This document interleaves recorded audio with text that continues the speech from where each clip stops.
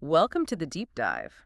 Today, we're diving into something lots of travelers wonder about the big rivalry between Japan's top airlines. Japan Airlines, JAL, and all Nippon Airways, ANA. That's right. If you've ever looked at flights within Japan or just been curious about airline quality, these two are always front and center. And we've got some great source material today. It's a really detailed account from one traveler who flew both, back to back, basically, on short domestic flights. Yeah, and they compared them across specific categories. It's a proper head-to-head based on real experience. So our mission is to unpack all of that.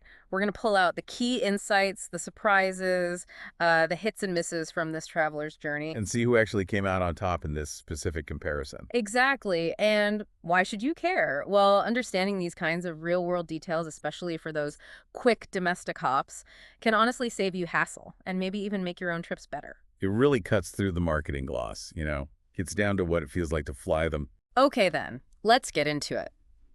Starting with the JAL experience. So our traveler's day started early, like 5 a.m. early for their JAL flight. Rough start. Yeah, and it immediately turned into that classic airport scramble we all dread, right? Getting lost, trying to find the check-in, then finding the self-service kiosks. Uh-oh, don't tell me. Yep, they weren't working, multiple ones, and boarding was only like 40 minutes away at this point. Total stress. Oh, man, I can feel the anxiety. That is the worst feeling, the clock ticking and the tech failing. Definitely.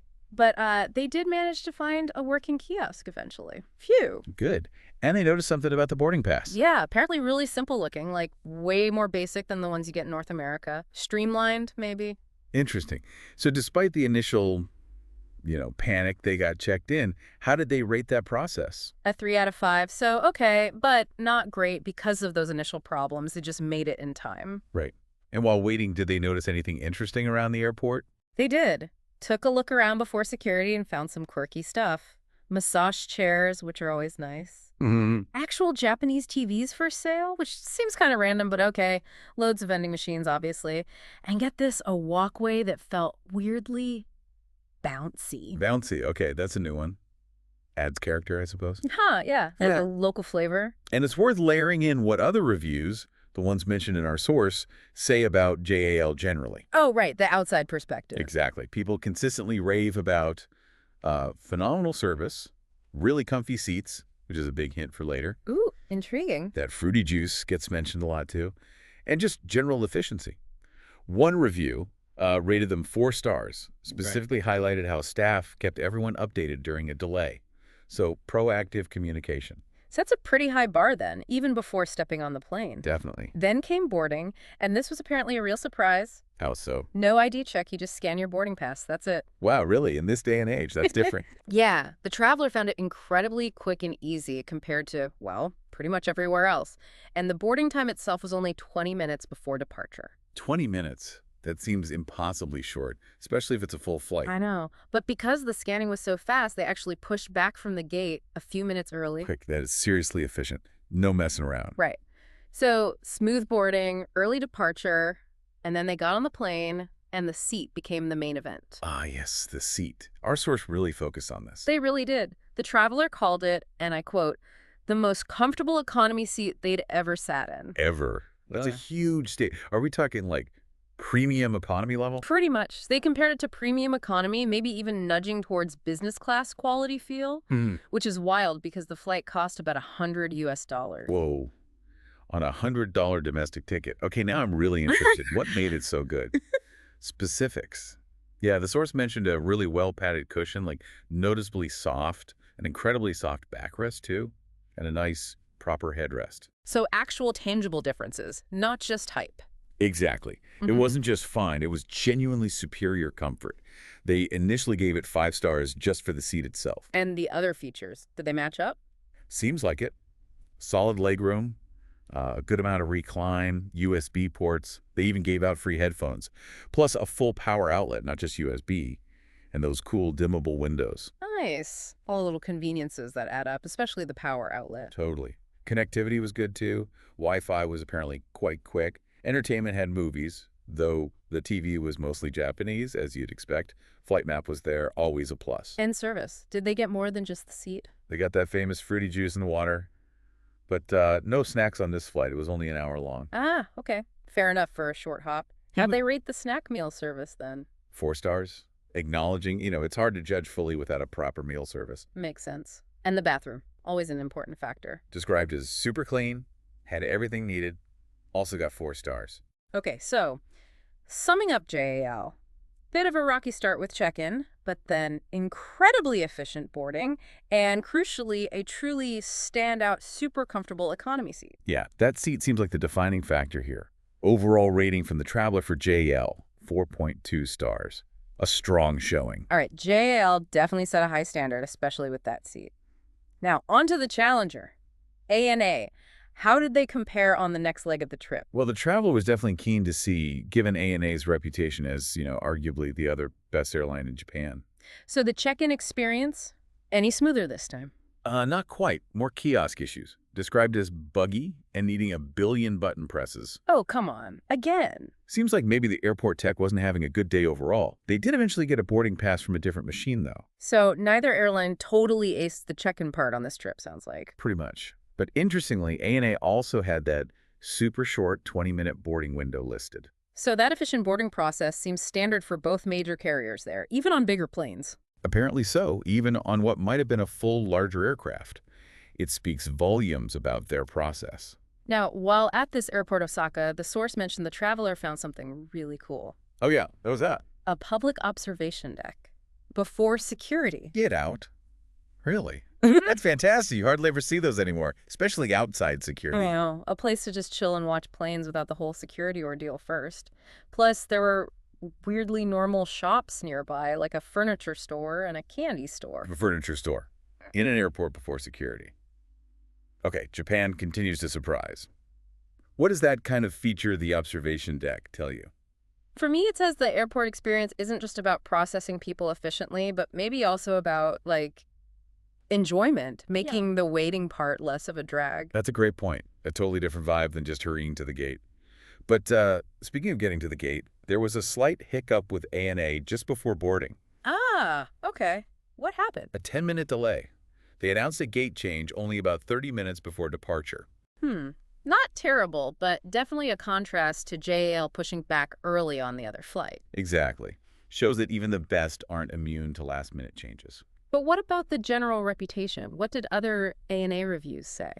Overwhelmingly positive, according to the source. Things like excellent service, usually on time despite this one instance, good food, terrific crew, consistently getting 5-star mentions for those. Okay, so generally top-notch. Yeah, and also orderly boarding, good legroom, solid entertainment, lots of 4- and 5-star feedback on cleanliness and staff as well. Paints a picture of real quality. Right, but the key is the direct comparison from this traveler on this trip. How did ANA feel in the air compared to JL? Starting with the seat, obviously. And this is where it gets really interesting. The traveler was very clear. The ANA seat was not as comfortable as JAL's. Oh, really? Not even close. Well, they described it as pretty solid. The cushion, backrest, headrest were okay. Comfortable enough, maybe, but definitely not as good as JAL. And the proof. The proof was in the sitting. Their back actually started getting sore after only about 45 or 50 minutes in the ANA seat. Wow. On just an hour-long flight. That really seals it for JAL on comfort then. Absolutely. It was a very clear win for JAL in that specific, crucial category for this person. They also felt ANA had slightly less legroom and maybe less storage space. Okay, so JAL winning on comfort and space. Did ANA have any advantages with the seat? One clear one. The entertainment screen was bigger than JAL's. Ah, okay. So screen size goes to ANA. What about other bits? Tray table, power? Yep, had a large tray table, useful built-in cup holder, full power outlets again, a reading lamp, big seat pocket. But there's a butt coming, isn't there? Well, one noticeable thing missing compared to JAL was an individual air vent. Some people really value those. True. And connectivity. How is the Wi-Fi on ANA? Oh dear. Total opposite of JAL. Described as completely freaking out, Good. basically unusable. Ouch. So JAL wins on Wi-Fi too, on this trip at least. That's a big difference. A huge difference if you need to get online. Entertainment content was similar, decent movies, lots of Japanese TV and audio, flight map. Service? Juice again. Juice and water, yes. And this confirmed. No free snacks in economy on these short domestic flights for either airline. So that earlier assumption was corrected. Good to clarify. How is the ANA juice? Super solid, apparently. High praise for the juice. Ah, okay. And the bathroom comparison. ANA actually edged out JAL here slightly, described as super solid with tons of mirrors. It got a 4.5-star rating versus JL's 4. Tons of mirrors. Okay, interesting detail. So a slight win for ANA there. All right, let's pull this all together. We've had the JAL experience, the ANA experience, the direct comparisons. Based on this traveler-specific deep dive, how did they stack up category by category? Okay, let's run through the ratings or conclusions from the source. Meal snack service. Right. Basically a tie at 4 stars, since neither offered much on these short flights. Right, makes sense. Bathroom. ANA gets the slight win, 4.5 stars versus JAL's 4. Remember the mirror? Oh, yes, the mirror. Staff service. A perfect score for both 5 stars each. Just excellent Japanese hospitality all around. Fantastic for both then. Check-in process. Now this is interesting. Despite both having kiosk issues, JAL was declared the winner.